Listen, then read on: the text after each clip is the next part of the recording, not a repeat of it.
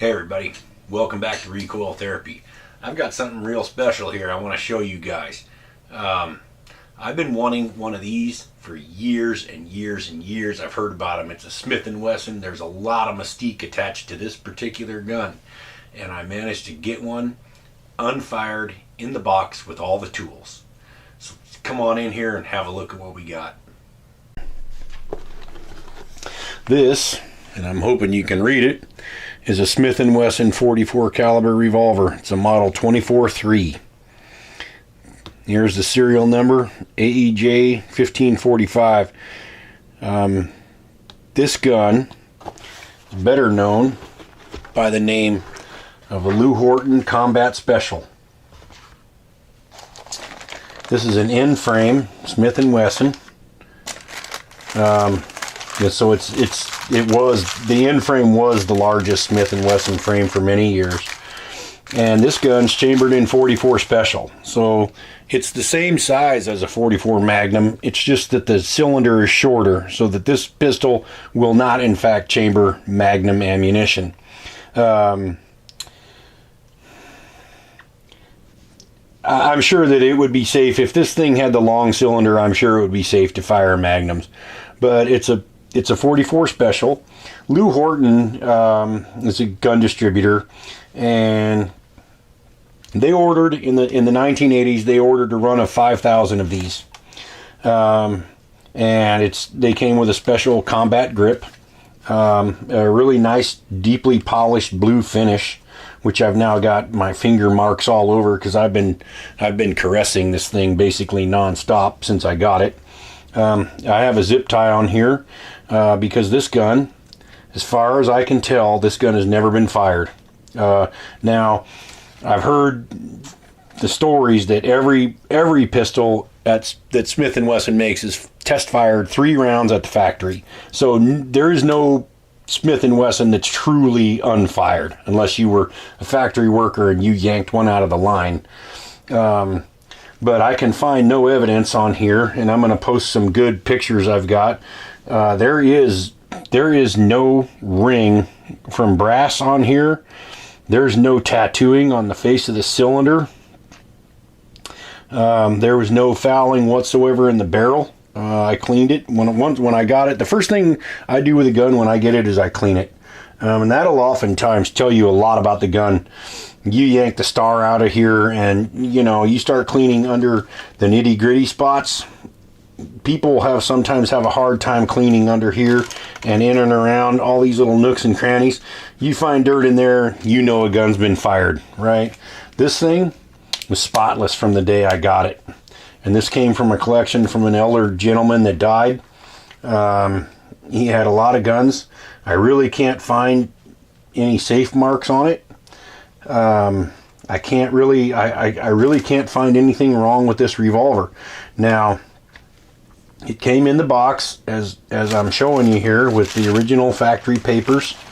He had a handwritten note in there of what it is, and present with everything else, this is my hang tag. Whenever I buy a gun, I always insist on getting the hang tag. This is the price that I paid for it, which actually it's not a low price, but it's a fair price for this gun in this condition. There were 5,000 total of these made, and as I said before, there's a fair amount of mystique.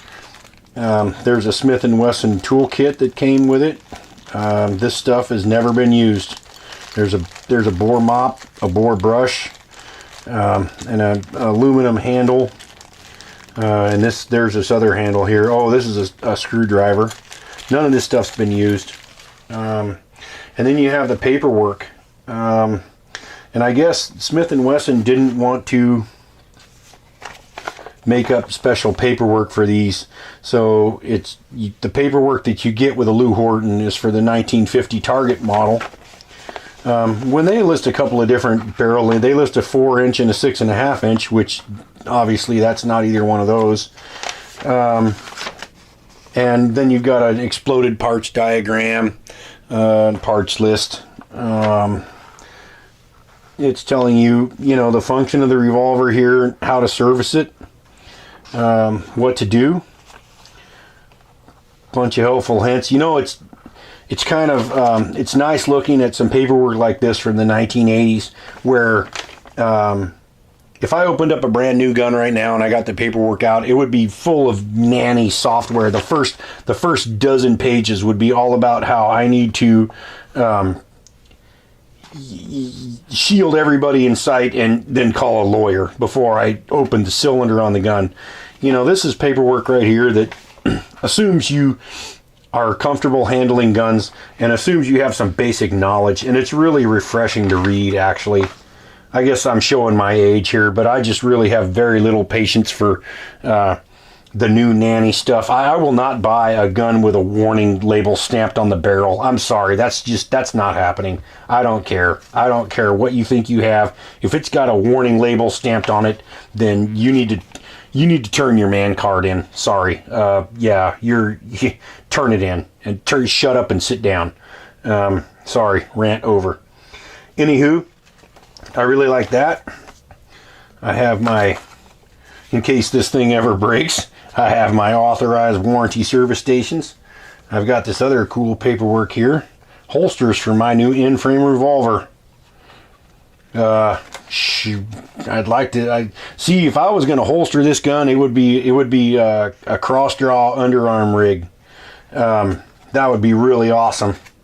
It's a big old gun though. This thing, can you imagine trying to carry this gun concealed? This thing is just big, you know. I have other 44 specials that I do carry concealed, and they are far smaller than this gun. It's just this thing is just flat cool though, and I wanted one for years, you know. So anywho, let's keep on going there. This has got a list of, you know, different holsters you could get back then. Oops, let's see, let's get that out of the way. Ooh, here's the safety instructions for my Smith & Wesson firearm. And they seem to be pretty complete to me. This looks like a pretty complete set of instructions if I wanted to read it, right? Handling and storage, yeah. Transporting your firearm. You know, there's a lot of basic, the four basic safety rules that keep you pretty safe most times. Here's another manual. I don't know if this is the same as the first one or what it is, but they got some pictures in here showing you what to do, how to decock your revolver, right? So I'm going to put all this stuff back in the box, and then we're going to talk about this gun just a little bit more, because I'm going to confess right now, I'm a little undecided as to what to do. And I'm hoping maybe you guys can help me. So hold on real quick. Put that bad boy back in there. She survived all these years unmolested, and I don't know. That could be a thing, right? So here, put her back in the box, and let's talk about this gun a little bit. Okay, so here's our Smith Model 24-3 compared to a couple of Rossi Model 720s.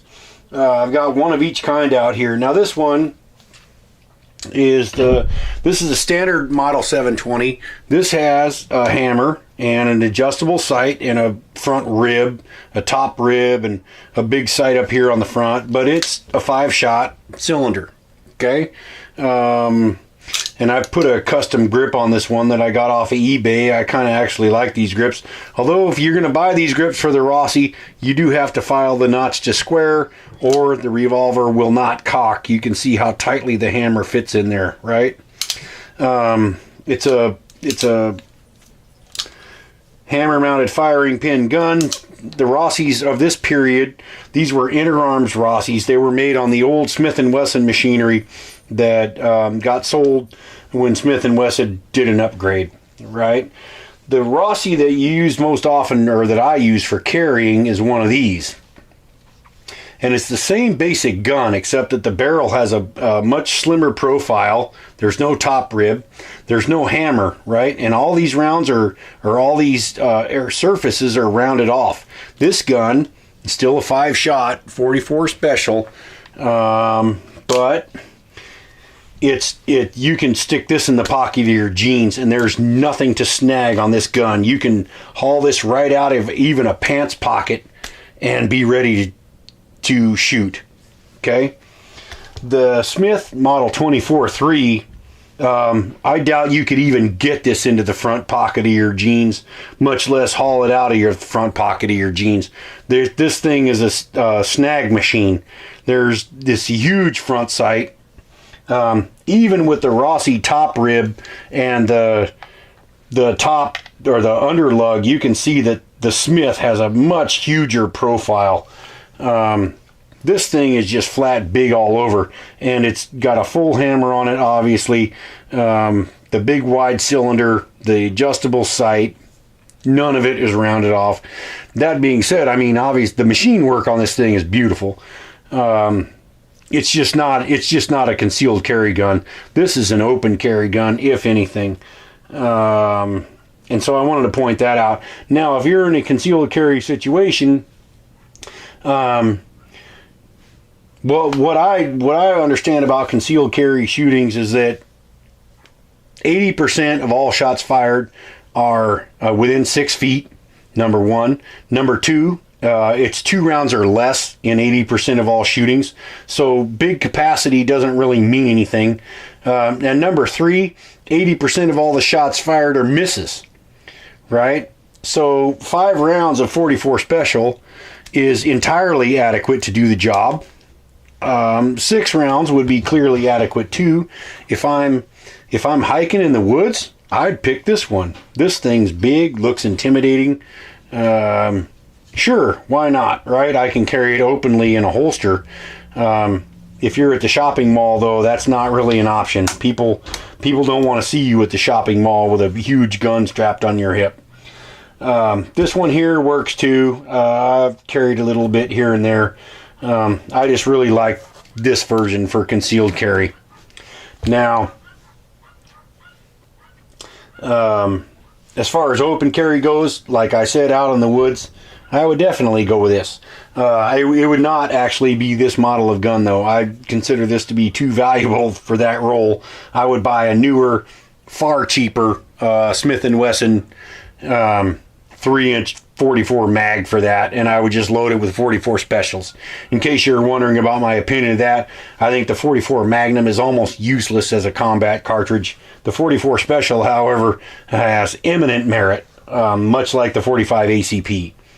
So there we have that. That's my thought on that kind of thing. So let's move on to the next piece of the equation here. All right, you guys. So now you've seen this fabulous firearm, and you've seen what it can be used for and maybe what it can't. I'm at kind of a crossroads myself because I've wanted one of these things for years, and the thing is, now that I have it, I kind of don't know what to do with it. If I shoot it, I'm going to take away a bunch of its value. I find myself not appreciating this thing the way that a true Smith collector would. I'm not a Smith & Wesson collector. I've just always wanted a Lew Horton Combat Special. And I don't want to just start sending a bunch of rounds through this thing, put some wear and tear on it to where it, devalues it.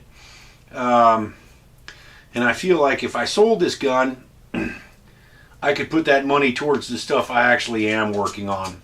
I have several 44 Special revolvers that I can shoot, both single action and double action, and keep myself perfectly happy for the duration. So the question is, do I put this on Gunbroker and sell it, put that money towards my upcoming Shiloh project, or do I keep this thing and just commence to shooting it and learn to love it? So let me know what you think in the comments section down below. And as always, you guys take care of yourselves, be happy, and thank God for guns. We'll see you here next time on Recoil Therapy Channel.